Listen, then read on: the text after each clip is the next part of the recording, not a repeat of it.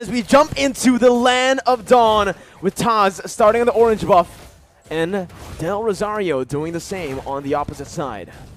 Slow start for both these junglers. They are tankier junglers essentially, so they are going to be playing a lot more for utility. But I guess Tazz on the Akai can be a lot more aggressive. And just like that, you can see that the Philippines, they really enjoy using Villa Luna to try get a lot of information and just be a big nuisance. And you can see the response coming in from the Indonesian players. The Philippines already dictating what the movements are going to be. Both teams, again, just fighting for that mid control that is so prio, so necessary now in this current meta. Both Tazz and Del Rosario are looking to go for this Lethal Wanderer, but it does feel like Indonesia will have a bit more of an advantage with the faster wave clear in the mid lane. That's the Lethal Wanderer secured by Tazz, getting him a bit more XP and gold to play with. So he'll have that power spike very early on, already at level 4. As we mentioned, the wave clear game is now being a lot more monitored, a lot more managed by the players from the side of Indonesia. They've suffered from it once, they are not trying to suffer the same fate again. So right now, they're just moving around, and I think before the first turtle spawns, it's going to be relatively slow. But as I say that though, uh-oh, there you go. Ooh. That's the barrier with a wild charge. saykots now going to be caught. First blood over to Philippines, but look at Tazz. He's able to bring the members back in with a heavy spin. Del Rosario going to fall. The jungler for the XP lane, and Dapda will be forced to flicker out of there. Villa Luna a bit late on this rotation to match up against the Indonesian mid laners, but it is still just going to be a 1-for-1. So 1-for-1, so both teams now holding their own, but this is where things get a bit hairy. The first turtle, where everyone has their ultimates, we have to see who can actually weave in the better team fight. No ultimate for Del Rosario just now. Tazz gonna go for it. Will be able to secure the turtle with a brilliant retribution. Dreams gets knocked up, but Philippines decide to back off. Now Dreams flickering forward, gets the Divine Judgment onto Imam, who's able to flicker away. saykots has the Black Dragon form, looking for it, just decides to zone the Filipino members here and backs off.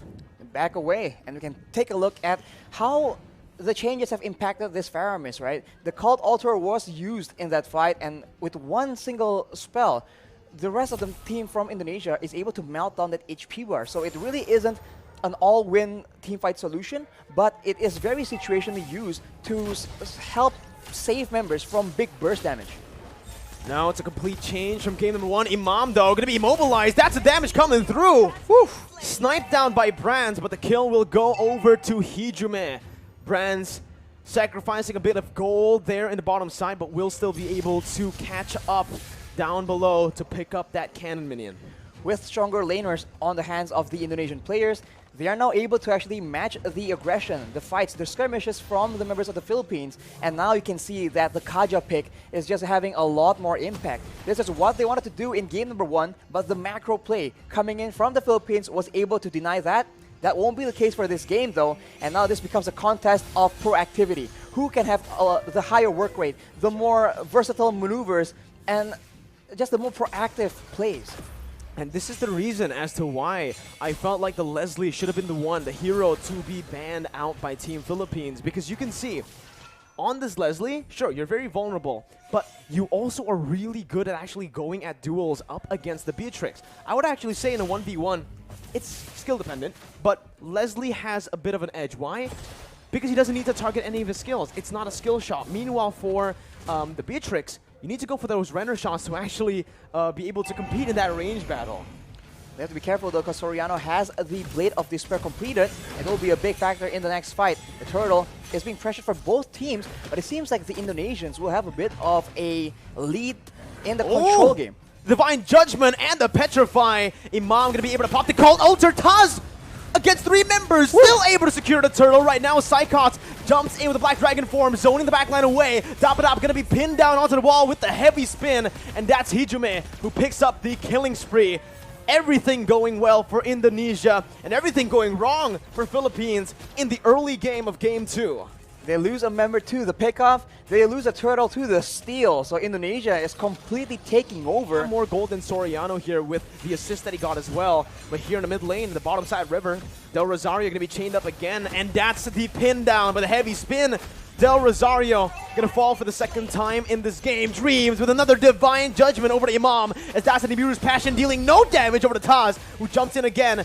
Soriano zoned away, but the damage coming from Philippines, but they need to be able to utilize that crazy engage from the wild charge, and right now, it just doesn't feel like they are going to be able to. Tazz there going for the turtle. That's going to be the real world manipulation that was popped into for Soriano to flicker out. They baited out the Cult Altar and they baited out Villa Luna into the other side of the wall. Mid lane turret going to be sieged down. Brands looking just to poke the Filipino members, but it's a good disengage by both teams. It's still a small victory for Indonesia with that turtle take. Look at how much movement, how much of a reaction you can see from the Filipino players whenever saykots is on the map, whenever he makes an appearance. He wasn't even popping the Black Dragon Form initially, and everybody was walking backwards in fear of that engage coming through. And when you are so focused like that, you are not looking at Tazz with a heavy spin. You are not looking at Dreams waiting for that Divine Judgment. What I want to look at is definitely the items here for Brands, because I wonder how much gold he's actually gone this game. So far, he has been left untouched to free farm. And he's dealing so much damage. That's going to be the flicker over to Divine Judgment as well to find Del Rosario. The true damage does its work. Brands picks up the kill. Dapadap trying to look for a re-engage now, but only taunting Tazz. Look at the poke put down by Brands. Dream's going to be in the midst of it all right now, as he is going to be able to dish out some damage to zone the other members away. Dream still there with saykots from saykots with a petrified to find Soriano, and the furious dive to get Imam low under the tier 1. Gunned down by Brands. It's a 2-0 trade for Indonesia. Unreal execution coming in from Indonesia right now. We thought that saykots was the main distraction. He was the one coming in from behind. You barely notice it until it's way, way too late. Let's take a look at that replay right now. The fight was breaking up. There's a lot of action back and forth, and saykots out of nowhere. The tower doesn't even matter because it's way too low. Indonesia able to actually push Philippines into a very uncomfortable position, and now with their super well. And now they're rotating towards that top side. Tazz soloing that lord. Del Rosario caught no one there to help him out. Has to use the wild charge defensively and will lose out on a lot of HP. Brand still is able to get out. Has the flicker. They're going to go in for another re-engage here. Just some poke down onto the frontliners. And you can see that true damage, Arashi. I really wonder what the items are looking like right now, because the damage is pretty unreal already in 9 minutes for a Leslie. It comes with a true damage, and when you're concerned about the true damage, you can actually feel the burn coming in as well. Look at the items, as you mentioned. The Windtalker, the Endless Battle as well, allows him to get so much more burst damage initially, and after that, the Berserker's Fury allows him to dish out a healthy amount of DPS. On the other hand, you can see the Yve, right? Hijumi with the glowing wand. All these tanky members are taking percentage HP damage whenever he's dishing out these spells, and they are absolutely spammable. And the siege game is dangerous. Luna going to be caught in that real world manipulation. Imam as well zoned away. The wave manipulation from Indonesia, absolutely phenomenal, as they are going to be able to use the Lord down below to pick up a turret. With saykots zoning the other members away with a Black Dragon form as well. That's base turret number 1 taken down. Top side pushing in, but Indonesia will decide to just play it slow, clear out the mid lane, and reset. They have an absolute advantage when it comes down to those siege situations. Having the Yve, having the Leslie means that you do not have to go and force those fights, because there's no other way for the Philippines to dish back that kind of damage. Soriano is the only solution they have, and at this point, when the only option you have, when you only have a single option, it becomes very easy for your opponents to try and adjust to that. But the Philippines, it seems like they are not willing to completely concede control just yet. They need to be very careful though, because the flank game, that flank game is just so on point from Indonesia right now. This is what we saw in Game 1, only just the opposite happening here in Game 2. Indonesia having control the whole 10 minutes early on.